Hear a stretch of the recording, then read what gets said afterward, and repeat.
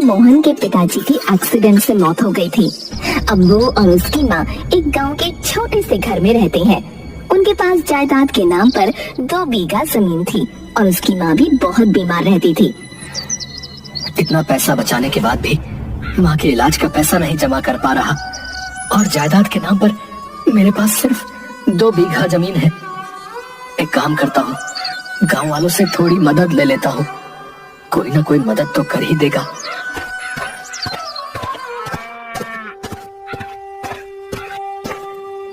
अरे सरपंच जी, मुझे मेरी माँ के इलाज के लिए थोड़े पैसे चाहिए, क्या आप मेरी मदद कर देंगे? देखो बेटा, मदद तो मैं तुम्हारी कर देता, पर मुझे तुमसे पैसे मिलने की कोई उम्मीद नहीं है, तो तुम मुझे माफ करना। अच्छा। फिर मोहन गांव के और भी बड़े बड़े लोगों से जाकर पैसे उधार देने के लिए कहता है, लेकिन कोई भी उसकी मदद नहीं करता। क्या करूं?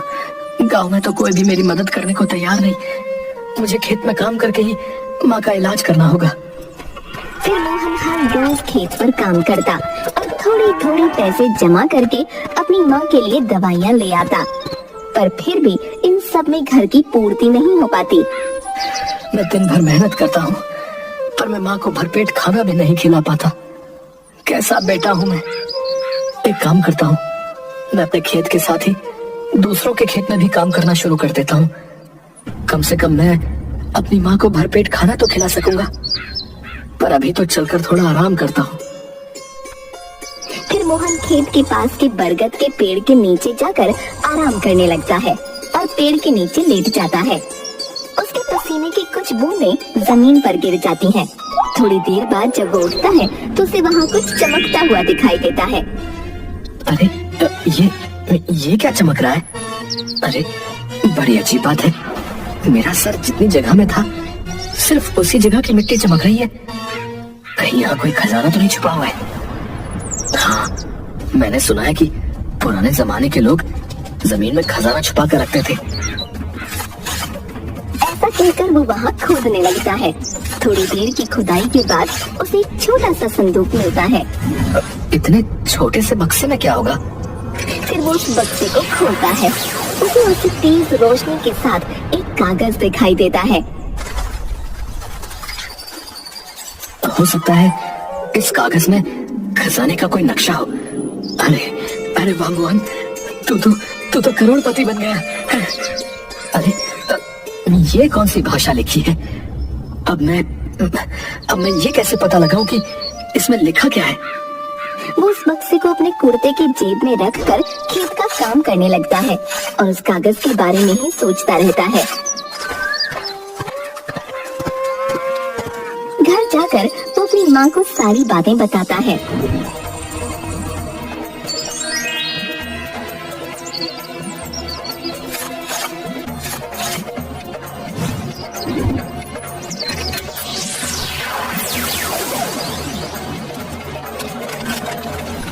पर माँ, इसमें जो लिखा है वो मुझे बिल्कुल समझ में नहीं आ रहा।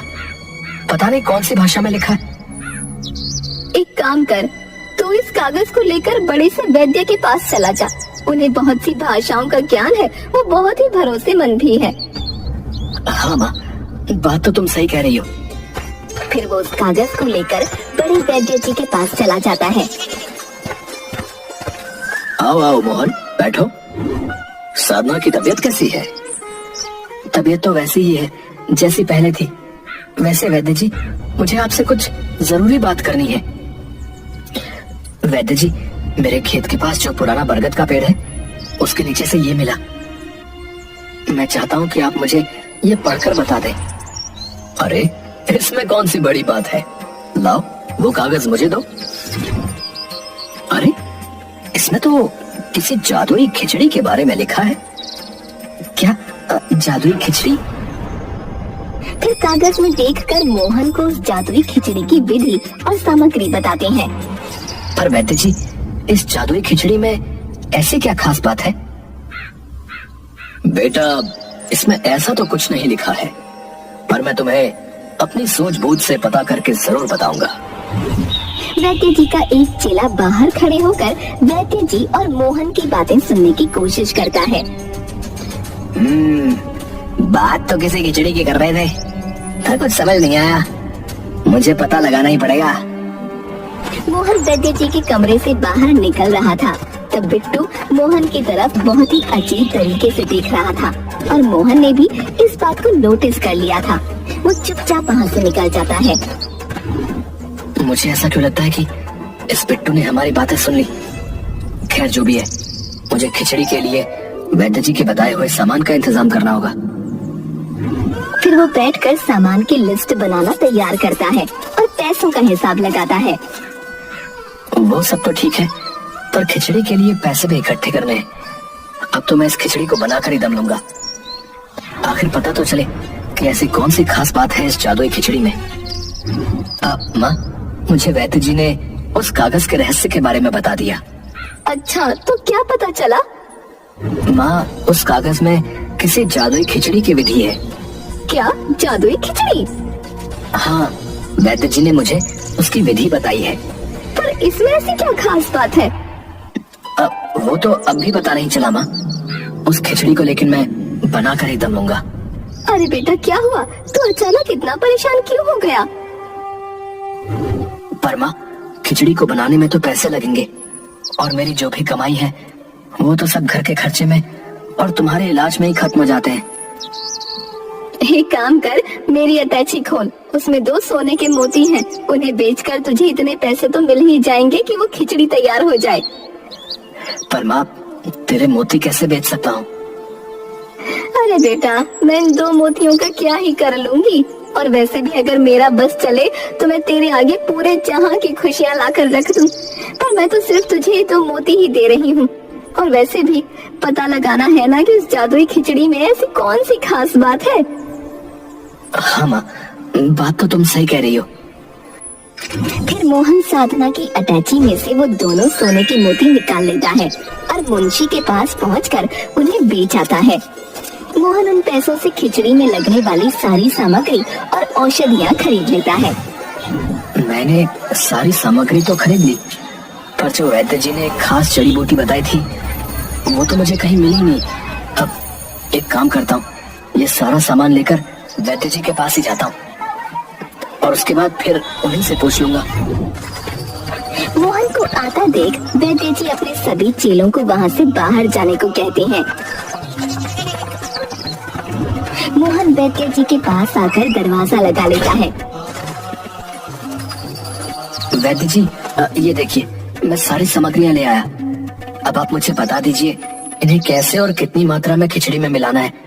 और हाँ, मुझे एक जड़ी बूटी नहीं मिली, उसके बिना खिचड़ी नहीं बन सकती। वो कागज तुम्हारे पास होगा ना, वो मुझे दो। फिर मोहन वैद्य जी को कागज दे देता है। नहीं, वो जड़ी बूटी बहुत ही खास है। इसमें लिखा है कि उस जड़ी बूटी के बिना उस खिचड़ी का कोई महत्व नहीं रहेगा। सारी जड़ी बूटियां जरूरी है। पर वो जड़ी बूटी मुझे मिलेगी कहाँ? तुम यहाँ से उत्तर की तरफ करीब 1 कोस दूर जाओगे तो तुम्हें एक पहाड़ पर वो औषधि मिलेगी। पर ध्यान रखना, सूरज डूबने से पहले ही वो औषधि ले आना, क्योंकि रात के अंधेरे में वो औषधि गायब हो जाती है। ठीक है, तो मैं अभी उस औषधि को ढूंढने के लिए निकलता हूँ। मोहन उत्तर में जाकर उस पहाड़ पर पहुंच जाता है। लगता है यही वो पहाड़ है जो वैद्य जी ने बताया था। फिर वो उस पहाड़ के ऊपर चढ़ता है। उसे दूर से ही वो औषधि दिख जाती है। उस औषधि को लेने के लिए एक लकड़ी के ब्रिज पर से गुजरना था। इस पुल को तो देखकर लग रहा है कि ये बहुत पुराना है, पर कितना मजबूत है, अभी तक भी टिका हुआ है। फिर वो उस ब्रिज पर चलने लगता है। 1-2 कदम चलने के बाद पुल टूट जाता है और मोहन नीचे नदी में गिर जाता है। जैसे तैसे तैरकर मोहन नदी के किनारे पहुंच जाता है और फिर से उसी जगह पर पहुंचता है। ये पुल तो टूट गया, अब मैं औषधि कैसे लूंगा? और थोड़ी देर में सूरज भी डूबने वाला है। क्या करूं? फिर वो अपने आसपास देखता है। उसे पेड़ की एक मोटी बांस की लंबी टहनी दिखाई देती है। वो जाकर बांस की लंबी टहनी खींच कर ले आता है और दोनों पहाड़ के बीच में रख देता है और उस पर चलकर दूसरी तरफ पहुंच जाता है।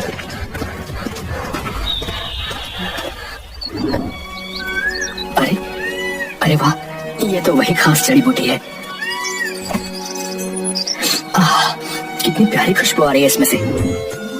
और बहुत सारी जड़ी बूटियां तोड़ लेता है। अब बस जल्दी ही मुझे उस खिचड़ी का राज पता चल जाएगा। फिर मोहन घर जाकर खिचड़ी बनाने की तैयारी करता है। इसका मिश्रण तो तैयार हो गया और वैद्य जी ने जैसा बताया था ठीक वैसा ही लग रहा है। तभी उसके घर की खिड़की से बिट्टू झांक कर उसे देखने लगता है। अरे अरे, ये क्या कर रहा है? मुझे पता लगाना ही पड़ेगा। एक काम करूंगा, मौका देखकर इसके घर की तलाशी लेता हूँ। दुख भरे दिन बीते रे भैया, अब सुख आयो रे। हाँ, खिचड़ी तो बन गई। अब बस इसे जल्दी से चख कर देखता हूँ कि इसमें क्या खास बात है। एक प्लेट में खिचड़ी लेकर थोड़ी सी चखने लगता है। वो बस एक और मुंह में रखता ही है, तभी अचानक साधना के चिल्लाने की और बर्तन गिरने की आवाज आती है। मोहन दौड़कर अंदर जाता है तो साधना खून की उल्टियां कर रही होती है। माँ क्या हुआ तुझे? मैं अभी वैद्य जी को लेकर आता हूँ। मोहन दौड़ता हुआ वैद्य के यहाँ आता है। रास्ते में बिट्टू के कुछ गुंडे मोहन को घेर लेते हैं। अरे, इससे वो राज की बात उगलवाओ, ना बताए तो मार मार कर हड्डियां ढीली कर दो। और खुद उसके घर की तलाशी लेने के लिए चला जाता है। मैं आपके हाथ जोड़ता हूँ, मुझे जाने दो। मेरी माँ की तबीयत बहुत ज्यादा खराब हो गई है। बस एक बार मेरी माँ ठीक हो जाए, उसके बाद तो मेरी जान ले लेना। अरे मारो ऐसे। सभी एक साथ उसे मारने के लिए आते हैं, पर मोहन सभी गुंडों को एक साथ हवा में उछाल देता है। अरे, इस सूखी हड्डी में इतनी ताकत? एक गुंडा पीछे से उसके हाथ पर वार करता है। मोहन फिर से सभी गुंडों को मारने लगता है। सभी गुंडे डर के मारे भाग जाते हैं।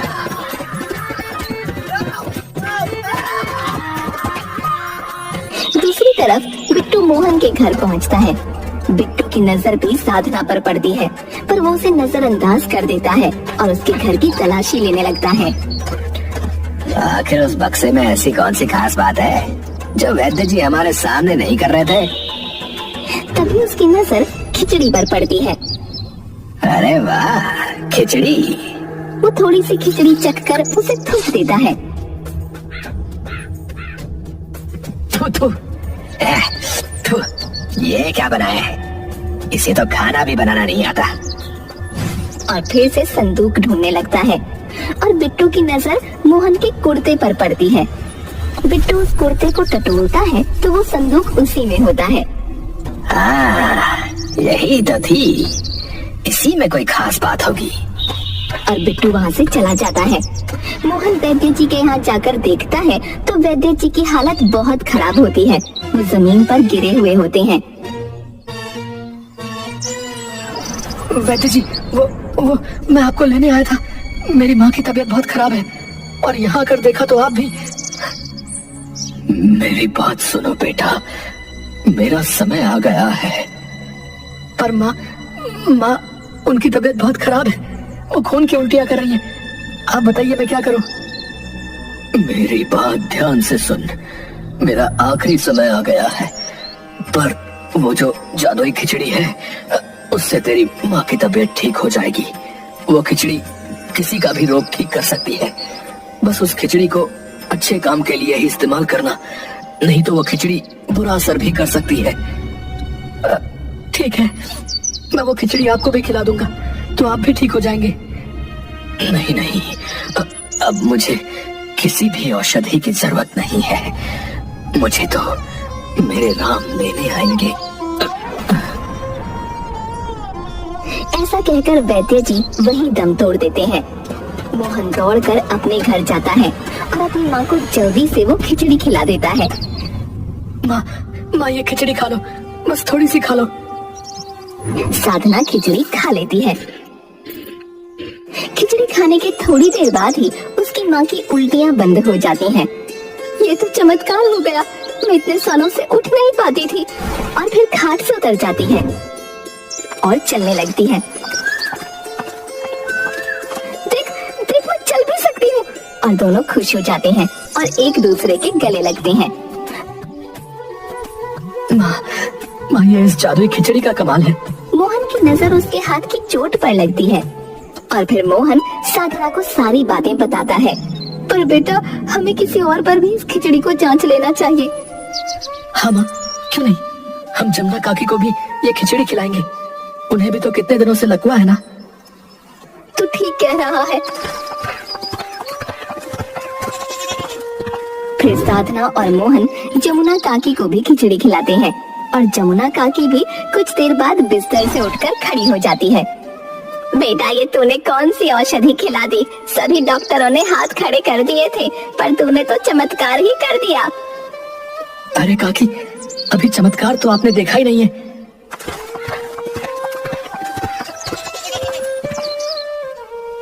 माँ, आज मैं बहुत खुश हूँ कि तुम ठीक हो गई। माँ, वैसे मैं क्या सोच रहा था कि जैसे इस खिचड़ी ने आपको ठीक कर दिया और जमुना काकी को ठीक कर दिया, तो क्यों ना मैं इस खिचड़ी से और भी लोगों को ठीक कर दूं। मैं खिचड़ी बनाऊंगा और एक ठेला लगाऊंगा, जिससे सभी लोगों को इलाज भी मिलेगा और मेरी थोड़ी बहुत कमाई भी हो जाएगी। हाँ बेटा, बात तो सही है।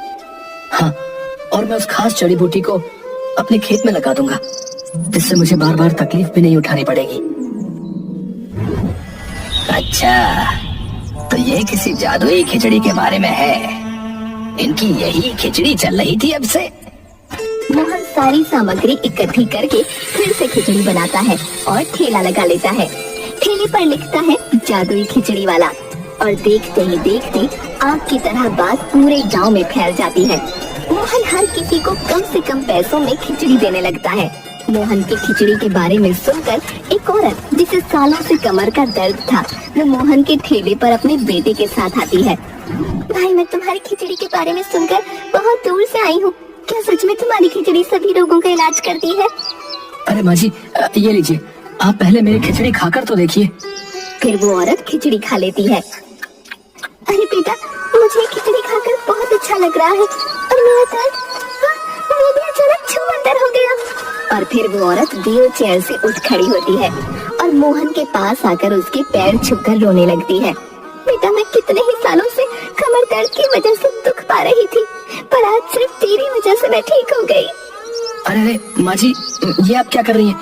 ये सब मेरा नहीं, ये खिचड़ी का कमाल है। बिट्टू भी ये सब होते हुए देख रहा था। अच्छा, तो ये खास बात है उस जादुई खिचड़ी में। अब तो मुझे भी ये खिचड़ी बनानी पड़ेगी। मैं इससे भी अच्छी खिचड़ी बनाऊंगा। है बिट्टू कागज में पढ़कर खिचड़ी की विधि देखता है। अच्छा, तो ऐसे बनाते हैं जादुई खिचड़ी। वो जाकर सारा सामान ले आता है और उस कागज से मिलाने लगता है। खिचड़ी के लिए सारा सामान तो आ गया, पर ये कौन सी जड़ी बूटी है? अजी छोड़ो, है एक जड़ी बूटी ना होने की वजह से क्या ही फर्क पड़ने वाला है। ये खिचड़ी बनाकर मैं सबसे बड़ा वैद्य बन जाऊंगा। है बिट्टू भी खिचड़ी बना लेता है और मोहन के ठेले के सामने जाकर, अरे सुनो सुनो, अरे गांव वालों, देखो मैं भी जादुई खिचड़ी बना सकता हूँ भैया। बिट्टू भीड़ में खड़े एक आदमी को उसकी खिचड़ी खिलाता है। ये लो खाओ और खाकर देखो कि किसकी खिचड़ी ज्यादा अच्छी है। फिर वो आदमी उस खिचड़ी को खाता है। कैसा महसूस हो रहा है? कुछ आराम मिलाया नहीं? अरे अरे, तुमने इस खिचड़ी में क्या मिला दिया है भाई? अरे तुम्हारी इस खिचड़ी से तो मुझे जुलाब लग गया। ना जाने क्या उलझुल खिचड़ी में डाल दिया और आया जादुई खिचड़ी बनाने वाला। अरे मारो इसे, मारो।